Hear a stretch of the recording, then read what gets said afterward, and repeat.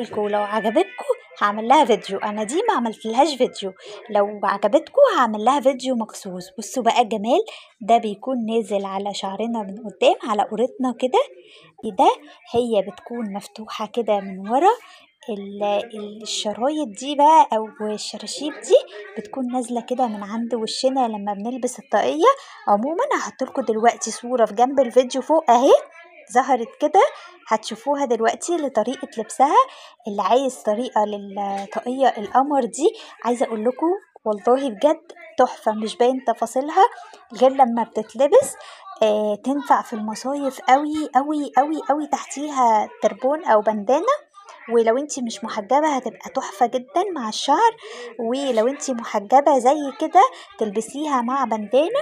انا ما عملتش ليها فيديو بس هوريكم تفاصيلها اهو. اللي عايز ليها فيديو يبعتلي، هنفذ واحدة باللون الاسود واصور لها فيديو. قولي رأيكم في الكومنتات. باي باي.